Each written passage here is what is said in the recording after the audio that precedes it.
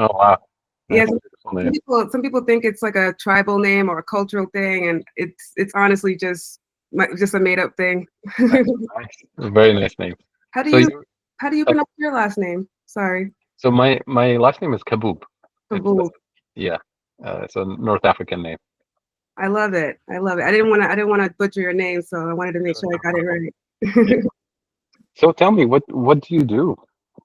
So I mean, I have like an umbrella of things that I do, but I originally I'm a registered nurse in Rhode Island. I just wrote out a little introduction so I don't stutter and stuff. So my name's Gloreymi, and I'm passionate about economic empowerment, Black unity, and dismantling systemic barriers.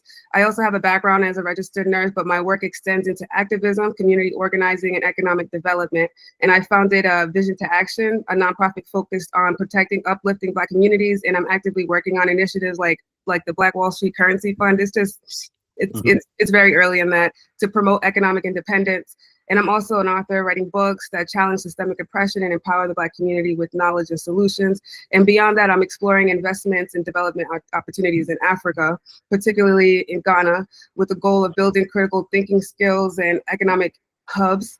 My mission is to help decolonize the Black minds, strengthen economic sovereignty, and create real pathways to change.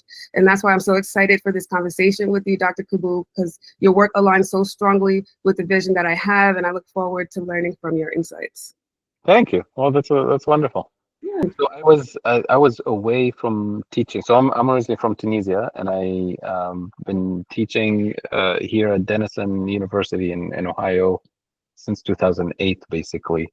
And about 2 years ago, I took time off from teaching for 2 years, and that's the maximum they allow us to leave here. And I was originally in Ethiopia for the first 6 months, and then in Kenya for the rest of the 2 years, for about a year and a half. Basically doing policy work, the kind of work you probably saw online. Yeah. I was based physically with Power Shift Africa in Nairobi, but the work I was doing was across the continent and to some extent across the global south, mostly in Latin America, basically trying to mobilize civil society groups to start the pressure from below on governments to organize a bloc of global south countries, because no country can do this alone, to Yes. organize a bloc of global south countries of first movers to basically activate joint industrial policies, joint agricultural policies, and joint energy policies, because renewable energy is our biggest potential in the global south. Yes. And in about 2 years, I can say that we've made some significant progress in terms of shifting the mindset of civil society groups, think tanks, some academics, with less success on with governments, because the only government officials I was able to interact with are either ministers or senior diplomats. But at the end of the day, these kinds of decisions, they require really presidential, commitment to Yeah. this kind of transformation.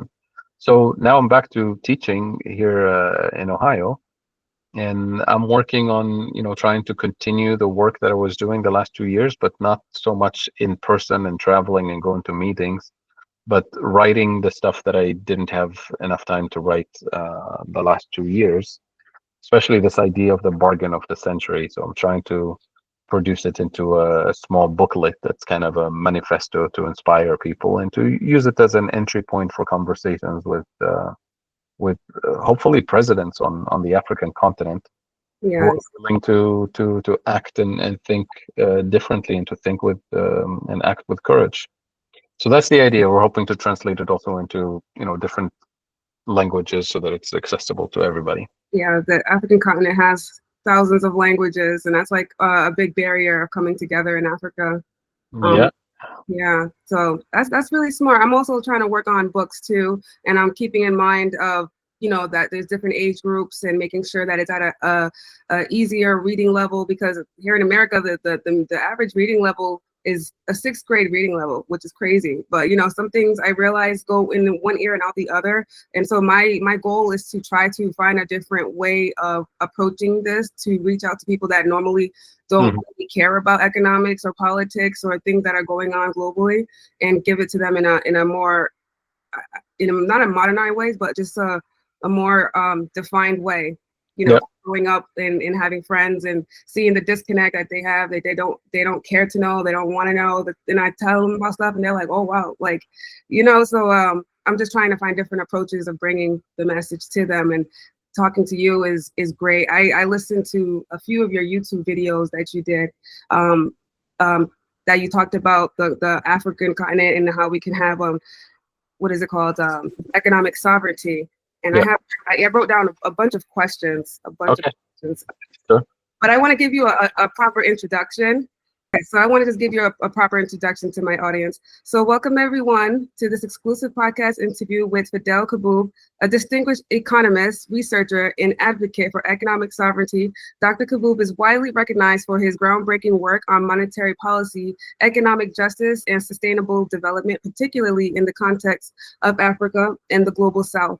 He is an associate professor of economics at Denton University and the president of Global Institute for Sustainable Prosperity, where he champions policies that empower nations to break free from debt dependency and external financial control. His expertise in modern monetary theory, MMT, a job guarantee program, and financial sovereignty has made him a leading voice in rethinking how developing economies can achieve long-term prosperity. And throughout his career, Dr. Kaboub has collaborated with institutions like the Levy Economics Institute, the Economic Research Forum, and Harvard University's Kennedy School of Government.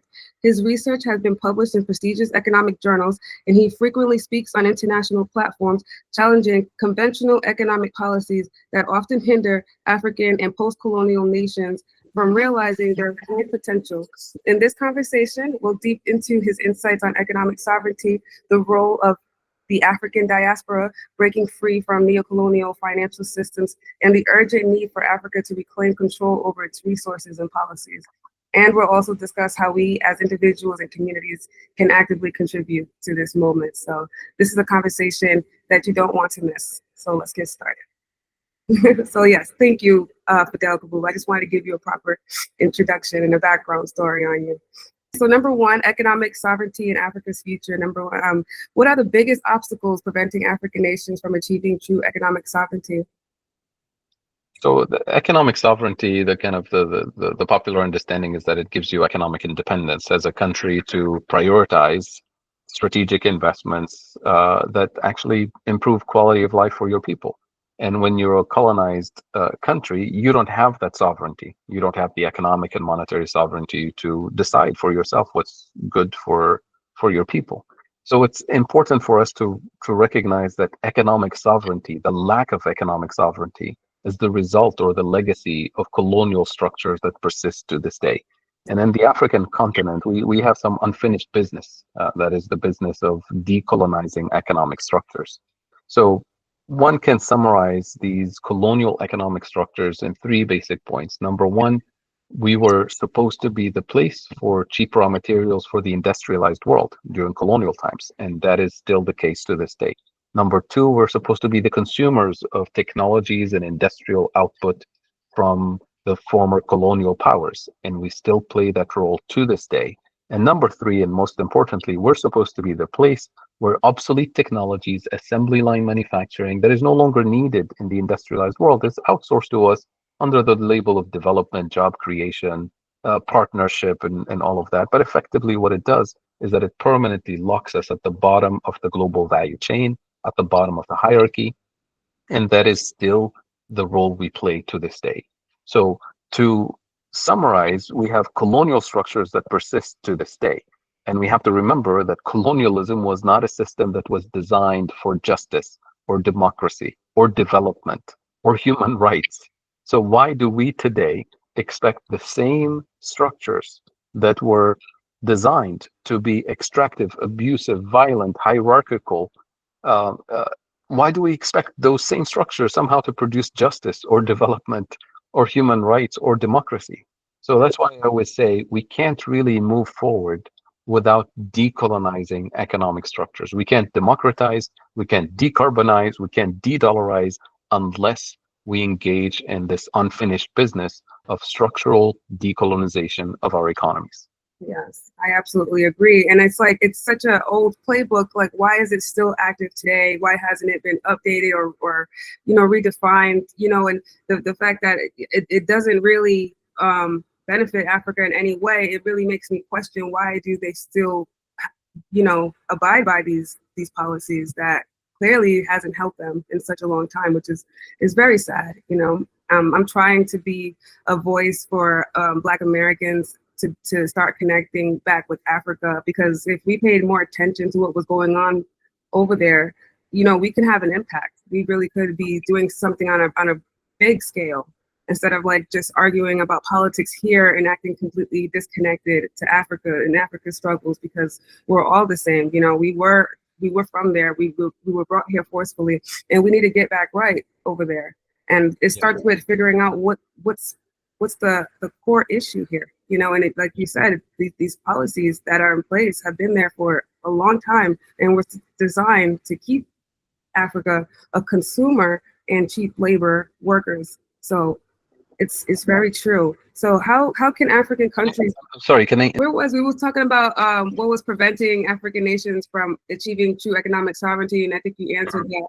And like, how can we break free from the debt trap that's going on, that's imposed by the international financial institutions? Okay. So the source of external debt, and when we say external debt, it's debt denominated in dollars and euros and British pounds and so on. And the debt is a serious problem in Africa and the rest of the global south, but it's actually the symptom of deeper structural issues that can be summarized in three major points. Number one, it's the lack of food sovereignty. Africa today, for example, imports 80% of its food, more than 80% of its food from international markets, 85% actually. When less than 100 years ago, we used to be the breadbasket for colonial powers, producing all the core crops. But this transformation wasn't by accident, was by design, because as soon as we gained independence, the European countries in particular realized that they were food insecure. They were dependent on Africa for their own food security.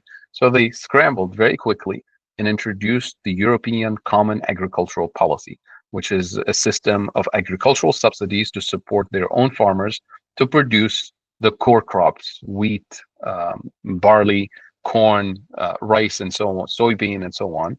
And that forced our farmers out of business, because they couldn't compete with the cheaper wheat and corn coming from Europe, but also coming from the US, from Australia, from the former Soviet Union.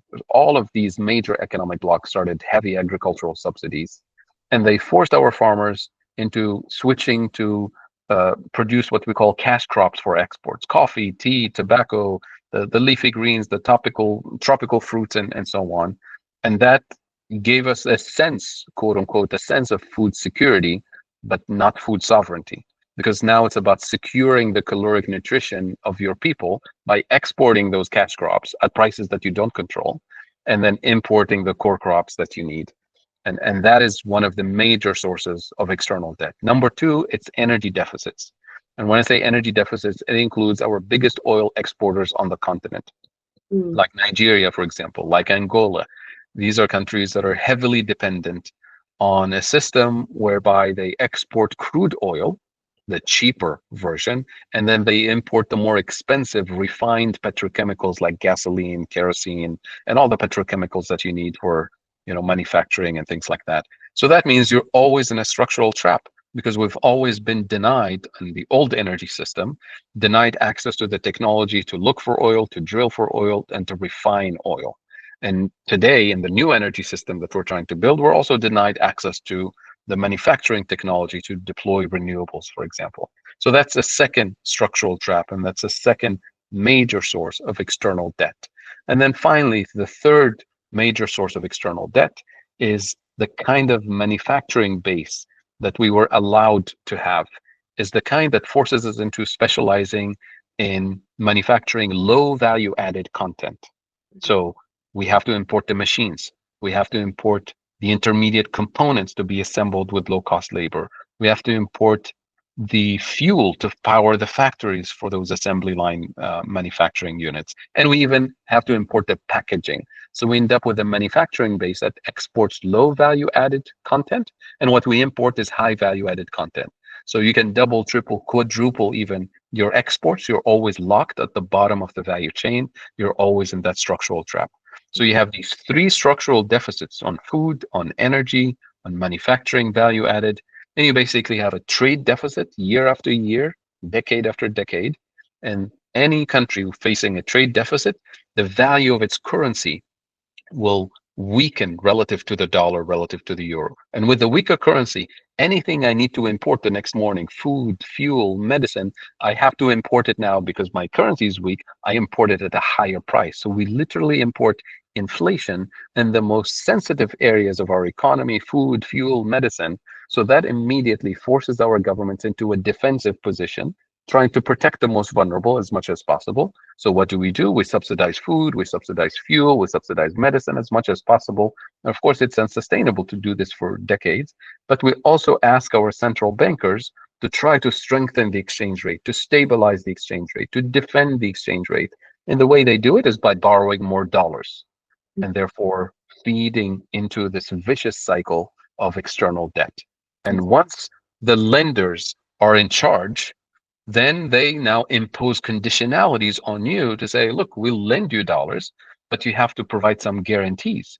You have to provide guarantees that your economy will generate some export revenues in dollars so you can pay us back on time. So that immediately prioritizes extractive industries, abusive industries that want to take advantage of your low cost labor, low cost energy, natural resources extracted, therefore reproducing the same colonial architecture that we described earlier. And that is the major problem today. So we cannot address the external debt problem simply by reducing the interest rate or by rescheduling the payments and reproducing the cycle. The root cause means that we have to invest in food sovereignty, we have to invest in renewable energy sovereignty, and we have to invest in real industrial policies, high value added industrial policies. And that should be the beginning of the conversation about the debt problem. Exactly. And I just don't understand why, like I said, like, you know, the presidents, I know you've been trying to communicate with them. Has there been any progress? Like, has there been any like traction as of these ideas coming into fruition yet? Unfortunately, not at the presidential level, which is where some of these policy decisions need to be made.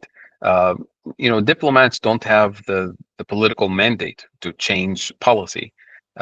Civil society groups, of course, are useful. They can push from below and help decolonize the mind. But at the end of the day, we need political leaders at the highest level who have the political courage to think differently, to act differently.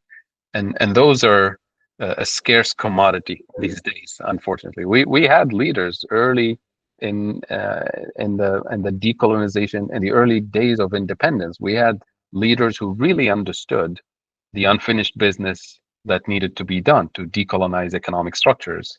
And those were very quickly eliminated, either directly by assassination or by co-option and other forms of pressures. And that is how threatening this decolonization business is to the existing geopolitical and economic hierarchy, a colonial hierarchy that doesn't want to be disrupted. And So this is still the case to this day. so pretty much in a nutshell, Africa is being held hostage in a way. You know, we're not able to break free from it, even if we do try, because they will quickly try to assassinate any leader that even start to talk about it.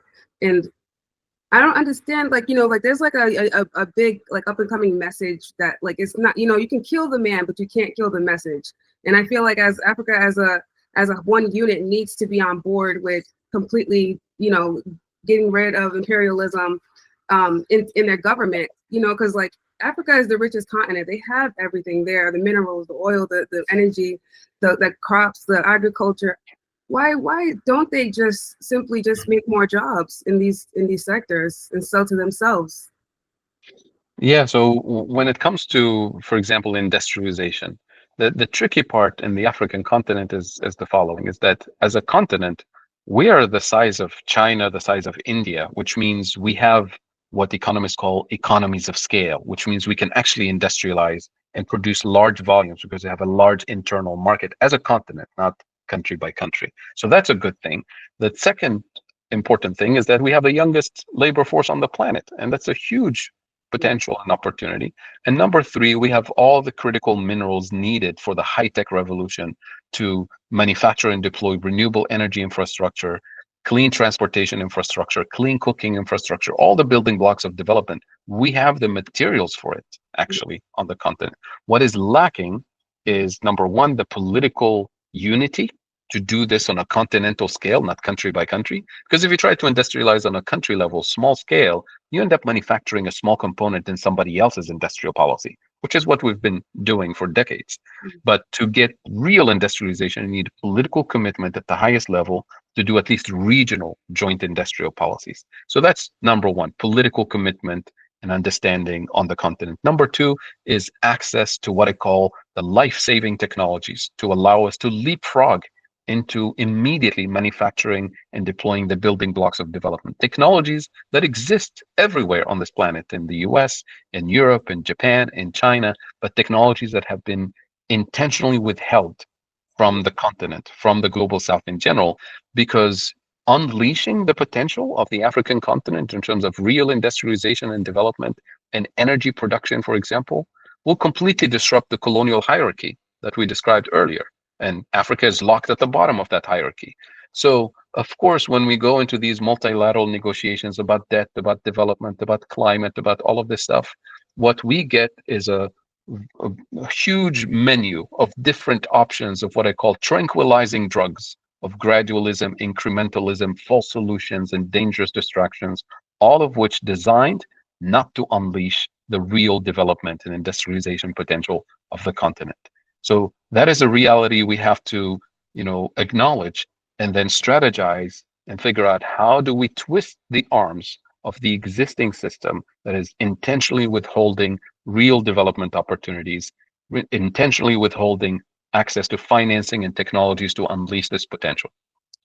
I don't, do you think like maybe they can just say, you know what, we're not going to give you our raw minerals, just point blank, just say no, just don't participate in that. And then they would be forced to have to negotiate with Africa and the countries, because you know what, they do hold the powers to what technology needs. They need the lithium, the cobalts, and all these things that come from Africa. So Africa is the plug technically for these technologies that they rely on. So if you cut off the plug, what could they possibly do? Well, they do what they've done to the DRC, to the Congo for decades, which is, interference, destabilization, genocides, assassinations. That's what they do, right? So if you're going to withhold access to resources, it's not enough to say, well, you can't have my oil, you can't have my lithium. You have to have a plan B of collective self-reliance and resilience, and including security pact to protect your actual resources. But this is where political unity is important, because it's not just the DRC that's in this problem. It's the entire African continent that's an open, pit mining site essentially for the rest of the world, not just in terms of minerals, but in terms of other resources as well. So this is why political unity and solidarity is not just a nice fluffy word we say to each other in these meetings where we're all Pan-Africans and we like each other. Of course we like each other, but this Pan-Africanism and global South unity and solidarity is actually an economic and geopolitical prerequisite for real development. That nobody's going to be able to reposition themselves from the bottom of the hierarchy, the colonial hierarchy, on their own. And even if they tried, the existing hierarchy will not allow them to escape. So that's why I say it's an economic and geopolitical necessity to form a bloc that has the complementarity of resources and capabilities, that have the long-term political commitment and the security pact to strategize and reposition Africa and the rest of the global South away from the bottom of the hierarchy in a new multipolar world, in a new international economic order. And that's the challenge that requires serious political leadership, not just empty words and kind of these tranquilizing drugs of tweaking around the existing system. Yes, I agree. And the Pan-Africanism, as the whole entire continent coming together, is what we need. Do you think we also need, unity abroad, the diaspora coming to help them? Because we have skills and expertise and knowledge from living overseas that could help. There are diaspora people that move back and are helping create jobs, create real estate companies, but they're doing it, on an individual level. Like, imagine if we actually took that on a global level, coming together, because like a huge part of the Chinese diaspora gives back to China. They bring their expertise and they build their country, but African Americans and the Caribbean, everyone abroad, we don't seem to bring it back to Africa. And it's just like Africa's always been like known to be detached from us. We need to like start building this bridge of that gap, so that way we can be part of the Pan-African movement as well, and start bringing a heightened awareness here in America. What do you think about that? Absolutely, the African diaspora has a huge potential, both on the continent and outside the continent. Because on the continent, we're talking about channeling resources and know-how and expertise in these strategic areas of transformation, in the energy sector, in the food sovereignty sector, and real industrialization that's not extractive, that's not abusive, but that's really building the building blocks of development and prosperity. So of course, channeling resources and expertise is vital, but also outside the continent, channeling the economic weight, the political weight of the diaspora, the African diaspora in the United States and around the world, in nudging the political systems and foreign policy towards Africa in the right direction, raising awareness about this injustice that continues to this day, reproduced one administration after the other. I mean, people are kind of waking up to this moment now because the Trump administration all of a sudden has this aggressive stance against all countries, including the African continent. And we have to realize that, yes, this is pretty ugly, but it's not like the previous administrations were any better. The previous administrations were engaged in direct extraction and reproduction of the same abusive relationships for decades while nobody was paying attention. So this is about educating, informing, empowering, and mobilizing the diaspora to nudge policy in the right direction. Yes. What do you think we can do at a grassroots level here in America to start bringing awareness to this? Well, I've been invited to an Africa Day celebration in St. Louis, Missouri, on May 24th, I believe, is in celebration of Africa Day. And it's a diaspora gathering of people from the continent. And we'll be having these conversations, to be more specific, about how we can leverage the power and influence of the African diaspora and build unity and build purpose for the diaspora in order to further, the needs of the continent, but also further and enhance the economic and political weight of the diaspora right here in the United States, in terms of channeling the financial resources, the expertise to improve quality of life for people of African descent here in the United States, but also to open opportunities for contribution, for giving back, for structural transformation and decolonization on the African continent itself. So a lot of these conversations are already happening. We just need to continue to build that momentum. And as I said, you can only do that by educating, informing, empowering, mobilizing, and organizing people to act. Yes, exactly. And that's why this conversation is so vitally important to the younger generations and to the urban community that I'm trying to tap into that's not really aware of these things or barely can even read. They need to know, because every one of us can make an impact.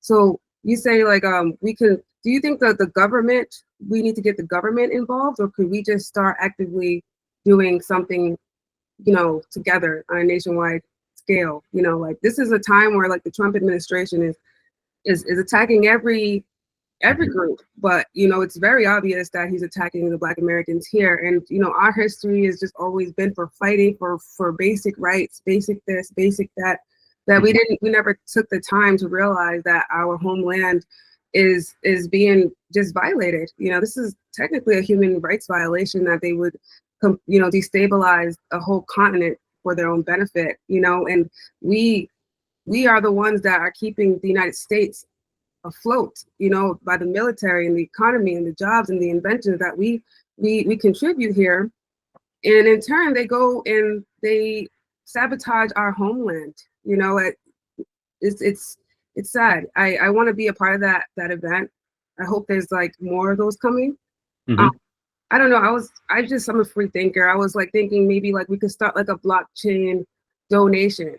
You know, I was thinking like there's 47 million Black Americans here. Like if we all just donated $1 to, you know, an African donation fund to help build an economy, that's just $1. Imagine if we did $1 a month.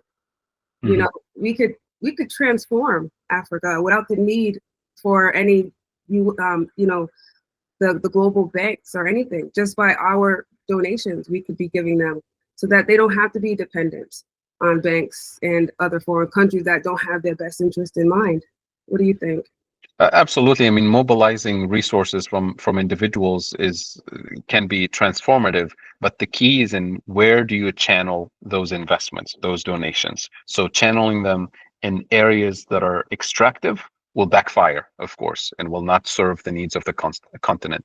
But channeling those investments in transformative ways is what we want. I'll give you an example, because a lot of people, you know, think that any money going to the continent is actually helping. So agriculture, for example, we talked about the lack of food sovereignty. So channeling resources to increase the production of wheat and rice and corn and the core crops on the continent, not for export, but for the continent, is money going in the right direction, because every metric ton of wheat or rice or corn you produce on the continent saves you the equivalent of dollars you had to borrow and interest you had to pay for decades sometimes, versus channeling resources from the diaspora to invest in agricultural projects that will produce coffee or tea or tobacco or cacao or tomatoes, right? These cash crops for exports means that we're simply reproducing and fueling the exact same colonial and post-colonial system. And a lot of people do it with good intentions, because, hey, you're creating jobs, it's agriculture, there's exports, but it's reproducing the same system. So we need to have a critical perspective on what has been done to lock the continent in these structural traps, and then channel our resources to unlock the real potential for real development, for real agricultural sovereignty, energy sovereignty, and economic and monetary sovereignty for the continent. Yeah, so in other words, you want to make sure that if we're going to give back to agriculture, that is going for actual food that we need to survive, and not just for luxury food like chocolate and coffee that gets exported and Dunkin' Donuts ends up selling it, Starbucks ends up selling it, but the people that were working the farm to make those things are still poor, and they still have to get their food that's being imported back into the country from the West for way more, and we're being in debt because of it, when we could just be making all of our crops. So absolutely. Yeah, so the diaspora investing money into Africa could help create jobs in the farmland, that we make sure that it's transparent, that it's going to the farmland to help the locals in that area. So not only are they creating jobs, but they're also eating the food that they produce themselves, you know, and we can do that with schools, with the roads, the infrastructure. I heard that the United States and the West, like, they didn't even really help with infrastructure. They actually only helped with roads that led to ports. Like they're really notorious for like not even making roads that can communicate within the country or internationally through the continent, but just to go from the gold mines straight to ports. That's crazy. The more I hear about, it's the extension of the same old colonial roads. The colonial roads were only built to extract. So from the mines to the ports to the global north, and all the majority of loans that are given for economic development, so-called economic development, is to reproduce that dependency. So to build roads or railroads. I mean, President Biden, in the last few days of his administration, most people didn't notice where he went. He went to Africa to celebrate. Yeah, he went to Africa to celebrate the building of the railroad of the Libido corridor, which is designed to extract critical minerals to the United States. That was his last mission as the president of the United States, is to go make sure that we have roads and railroads to extract from the continent. See, when I heard about that, it seemed like it was a good gesture for him to do, and he came with the whole message that slavery was America's biggest sin and all this, and we need to right our wrongs. Like, I'm pro-Democrat, obviously, but Biden.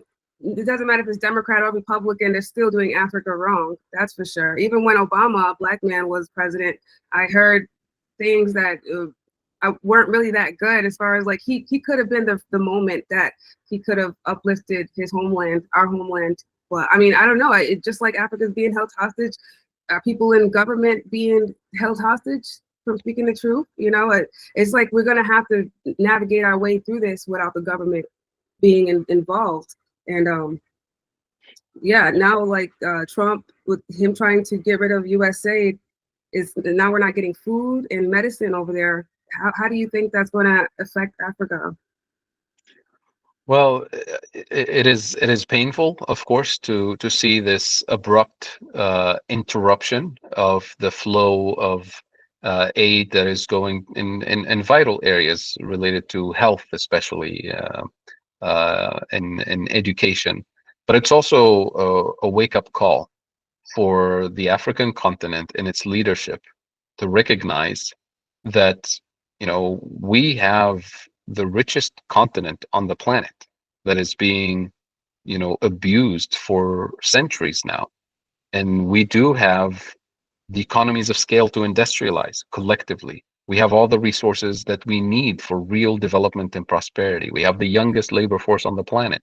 Mm-hmm. What we need is to organize ourselves, build our collective power, and create an economic and geopolitical leverage as a united bloc to force our quote unquote partners, or maybe let's call them adversaries, to actually share technology, life-saving technologies, to transfer technologies and invite them as in joint ventures. We're not saying we're going to steal your technology. We're saying there is an opportunity here to partner as in real partners, not as in neocolonial abuse, to truly unleash the potential of the African continent. But that requires political leadership. And I think this moment cannot be, we can't afford to have this missed opportunity for this wake-up call to actually build that unity and say enough is enough. Maybe this Trump disruption is the opportunity for this wake-up call, for this repositioning of the African continent to unleash its real potential. But if we miss this opportunity by focusing on the distractions that the Trump administration is causing, the noise and the pain that it's causing, and just focus on that, then we'll miss the opportunity to truly organize and unleash the real potential of the African continent. Exactly. I really feel like this is the moment to finally stand up on our 2 feet, especially as Black Americans. Like, this is what brought me here. Is like, I'm a political commentator, but I can't spend all day complaining about what Trump's doing. He's gonna do what he's gonna do, and he's going to try to sabotage the Black community as much as possible. So we need to just wake up and realize we need to stop asking for handouts, fix our homeland, and start doing mutual aid here, things that just don't involve the government, because we're gonna always find ourselves asking them for help, and that's what's kept Africa impoverished for a long time. So I know, like, they try to threaten with like sanctions and stuff like that. So I was gonna ask you about BRICS. What do you think? How is BRICS beneficial to Africa right now? Is that a way out of this system of imperialism? The short answer is no, or maybe not yet, because BRICS was not designed as a block of countries that was going to decolonize the global economic architecture or really reposition the majority of the global South at the center of a new international economic order. It's a block of countries that is by design a mercantilist bloc. In other words, it's a bloc that's trying to beat the United States and Europe and Japan and Australia in their own game on their own terms. It's not trying to change the terms of engagement.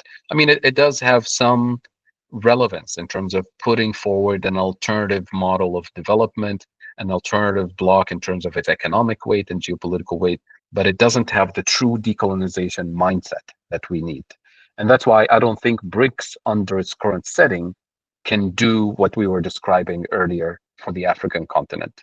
However, BRICS creates an opportunity, and the rise of China in particular, the rise of Brazil in particular, the rise of India in particular, creates an opportunity for a reshuffling of that global geopolitical and economic architecture. But the reshuffling is not going to happen because China wants it, or because Brazil wants it, or South Africa wants it. The reshuffling needs to happen with a bloc of African countries outside the BRICS, recognizing that a new multipolar world cannot be born without Africa and the rest of the global South being repositioned at the center of a new international economic order. So striking a bargain with China in particular, because it's the country that has all the technologies that we need for the building blocks of development. So China is a country that is willing actually to share technology, but it has to be on our terms, which means we have to form our own bloc of countries with strong political commitment and solidarity, and then going to China with what I call the bargain of the century. The bargain of the century is the idea that we co-design first on our own as a bloc of developing countries, African countries. We co-design a joint industrial policy, joint agricultural policies, joint energy policies on our terms. And we recognize that we have all the resources we need, all the labor we need. What we need is some country to share the technology. And China has the technology. So imagine we do our homework, we design our joint policies, industrial, agricultural, energy policies on our own terms, with pre-negotiated distribution of the value chain, predefined terms of extractivism to prioritize the needs of frontline communities, mining communities, to protect human rights, labor rights, environmental rights. That's our homework. We have to predefine that. Then go to China and say, look, we give you the bargain of the century. If you share your technology with us to allow us to unleash our potential on our terms that we've predefined, then here's what you get in return. In 10 to 15 years, you can double your industrial footprint globally. In 10 to 15 years, you can double your geopolitical weight globally. And you secure your access to these precious minerals that everybody's panicking about. In addition to that, we, the global South, we are the global majority. We're the biggest market on the planet, bigger than the US, Europe, Australia, Canada combined. Except we have a problem. We don't have the purchasing power yet. But if we truly industrialize and develop, we'll have the biggest purchasing power, the biggest market on the planet. So for a country like China to have privileged access to the biggest market on the planet, now that their technologies are being blocked in the US market, in the European market, they're blocking Chinese EVs, Chinese high-tech products. Of course, China would want to have access to the largest market on the planet and will have every reason to contribute to the real development and industrialization of this market. I guarantee you China will accept the bargain. But here's the thing. The purpose of this bargain is not to position China at the top of the global hierarchy. That's not the point. The point is to give us the second bargaining chip. Once we trigger this bargain with China, now we can go to the other industrialized countries and say, look, we give you the same bargain that we just gave to China. We want you to share with us on our terms your geothermal technology, your high-speed rail technology, your pharmaceutical technologies on our terms, as in joint venture partners, not as in neocolonial abuse. At that point, those countries can't say, oh, no, we don't share our wind turbine technology. You have to buy it from us. They say, okay, well, keep your wind turbine technology. We'll let China, take that bargain for wind turbine technologies, for high-speed rail, for solar, for all the technologies that we want to share with the rest of the world. They're available in China. So of course, at that point, all the other major countries will have to accept this bargain as well, because they don't want to give too much power to China. And the idea here is not to give China or any other economic bloc kind of the superior position in the hierarchy, but rather to reposition Africa and the rest of the global South at the center of a multipolar world, at the center of a new international economic order of peace, justice, and sustainable prosperity. Do you think that, I'm sorry. Go ahead. No, that's really the vision in a nutshell. But again, it starts with political commitment at the highest level in that block of African countries, political leadership that is willing to think differently and act with courage. And Yes. that involves not just a political pact, the commitment to that vision, but that requires also a security pact, because that's when the assassinations start, when you actually try to reposition yourself in a different, away from the colonial role that was imposed on you. Yeah. And like technology, I got like two questions. Like the technology that you say that that you hope that China will share with us, what is it that they have that can't be made in Africa? Like, is it a chip? What is it exactly? Yeah. So let's say we want to produce clean electricity for the 600 million Africans who have no access to electricity today, right? We want to build clean cooking infrastructure for the 950 million Africans who are inhaling toxic fumes on a daily basis today, mostly women and children, by the way. Those are huge manufacturing opportunities. The way the system works today, the colonial hierarchy that works today, is that we export our critical minerals to some country, and then we are told that we need to borrow money to import solar panels if we want to deploy them in Africa. And what we're saying is that we have all the minerals needed for those solar panels. So what we want is the manufacturing infrastructure, the entire value chain, from extracting our own minerals to refining our own minerals to building all the different components that go into the solar technology that we need to deploy. All of that manufacturing needs to happen on the continent. Right. What we lack is the manufacturing units. So China, for example, is the biggest solar manufacturer on the planet. They have all the factories that have the different components of the value chain.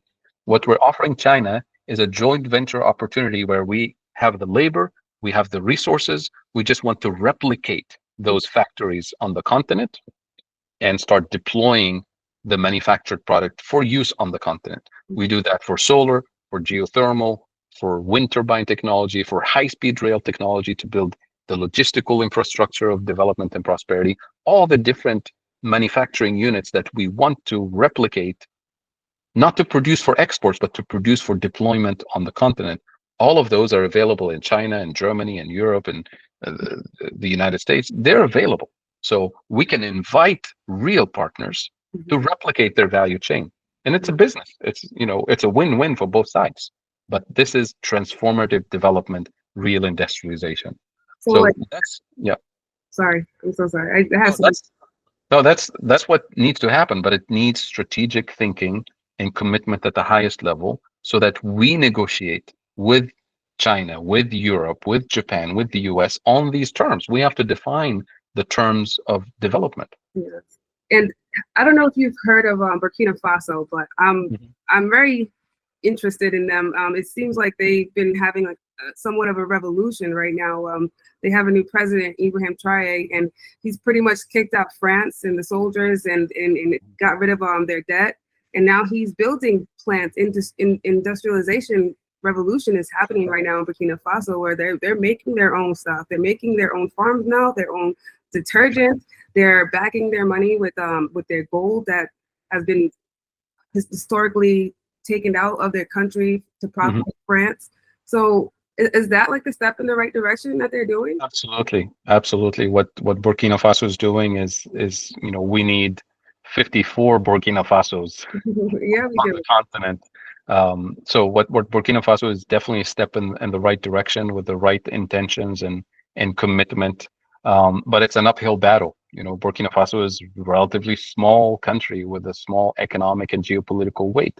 What we need is at least 10 other countries partnering with Burkina Faso to accelerate and unleash that full potential that we see in Burkina Faso and Mali and Chad, for example. That needs to happen across the continent. Yeah. And that's the business of decolonization. When the government in Burkina Faso changed with Captain Traoré, it was very clear that it was a decolonizing agenda.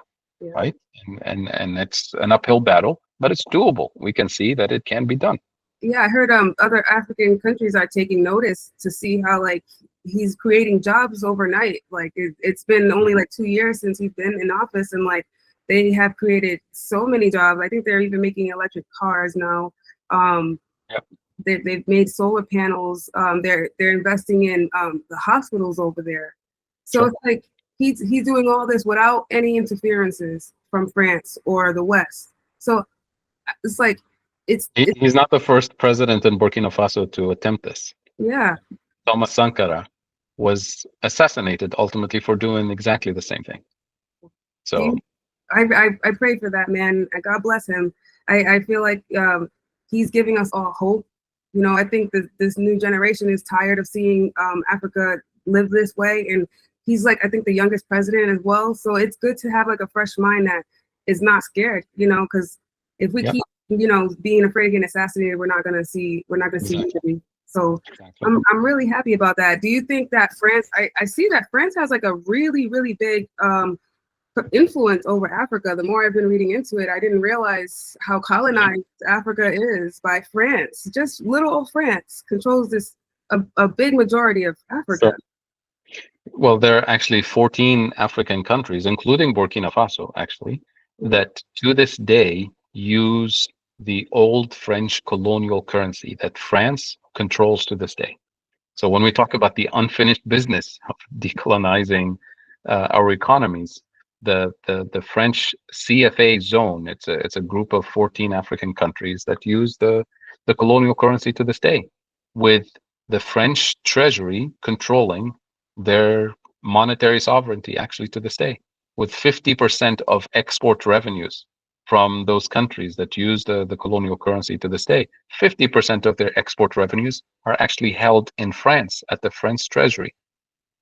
If that's not colonialism, I don't know what is.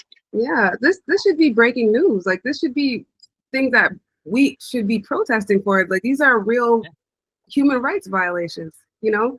And that's why I feel like they purposely don't put it on the news. They purposely keep us disengaged and not focused on Africa and focus on other things because they know that we would be protesting. We would be making this known that this is a human rights violation at its core, you know? So it's like, I think that's maybe the beginning is probably bringing this to light that this is a human rights violation and that we're being held hostage in a sense, you know? So I'm really happy for Burkina Faso for doing that. What other like grassroots efforts or local initiatives that we could do like as volunteers or ambassadors or fundraisers here in America? I think it starts with conversations like this to inform. And as you said, most people don't even know that there are 14 countries that still use the colonial currency controlled by France, right? Most people don't know that the African Union, our core, Pan-African decision-making body, is almost 50% funded by the European Union, right? So just information first, so that we can get that shock reaction, saying, "Oh my God, I can't believe that the colonial structures are still there," and then deepening that knowledge and understanding root causes and starting to empower people, to mobilize people, to organize people for action. So it's important to start with the education. I'm an educator. I'm a teacher, because that's the most dangerous thing to the system, is when people actually know the truth, when people know that injustice is actually happening, when you can't mislead people with speeches and propaganda, basically, about what's happening in Africa and developing world. And that's the most dangerous transformative thing that can happen. I mean, the old phrase from the Nazis at the time, they said, "Give me ignorance and fear, and I can rule the world." And that's exactly what's happening. If we let them, serve us ignorance, then they can easily serve us fear and manipulate us into submission. And the best antidote to that is education. So education empowers people to find out for themselves, to think for themselves, and to know what is right and what is wrong, what is just and what is unjust. And that's it. That's how you kill injustice in this world. Yes, exactly. And I think we need to start doing that. We need to start getting more engaged in more community efforts. That event that you have that you're going to, maybe we should do something to spark more of those happening all over the nation. A shift needs to happen, and it needs to happen now, especially. I think Trump just pushed us over the edge. He gave us that nudge that we need to know, like, that where we came from is okay. If we will never be accepted here, we can always go back home. You know, so I want to be a part of that. So hopefully we get to, you know, come together and start making some type of community here in America, because I love Africa, and I realized that the Black Americans have a different perception of reality to the Africans that live born there. They want to leave there. They want to go somewhere else, you know, and we're like, no, what's going on in Africa, you know? So yeah, I agree with you. There needs to be a unity, and I think Black Americans, Caribbeans, Canadians, all of us need to start being part of that Pan-African talk. What do you think? The African Union, are they doing anything? Well, the African Union is trying to encourage the organizing and formation of the African diaspora as a sixth region of the continent. The continent is organized in 5 regions on the continent, 5 regional blocks. They're called RECs, regional economic communities, and the 6th one is the diaspora. So the African Union does have a clear vision on how to leverage the power of the diaspora, its potential as a 6th region of the continent. So these are the efforts that we're trying to support, and it's conversations like this that raise awareness about these efforts. So there's a 6th region in the African Union conversation, and that includes us. That's the diaspora. But they're not really like, is there, but they're not taking action. There is action, and I'm happy to introduce you to colleagues here in the United States who are actually working to build the connections between the African Union and the African diaspora in the United States and the rest of the world. Yes. So there are concrete efforts to move in that direction. Okay, that's wonderful. I look forward to that. I would love to again catch all those information, and hopefully we can have more of these conversations, and you can come back and we can update each other on progress that's been made here in America and progress that's made over there in Africa. So absolutely. I'm really happy that you came on to talk to me. You know, independent media is so widely important in this day and age. You know, we know that legacy media is not doing their job.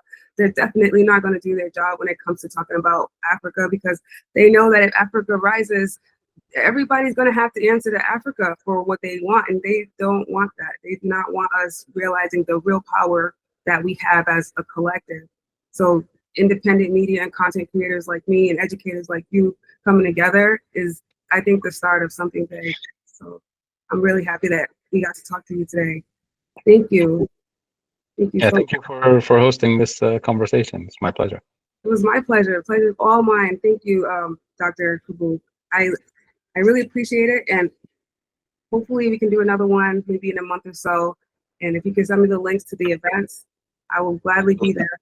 Yes. And I'm going to promote this podcast and talk about you to everybody I know. Thank you. Appreciate it. All right. Keep up the good work. Thank you so much. Take care. Bye.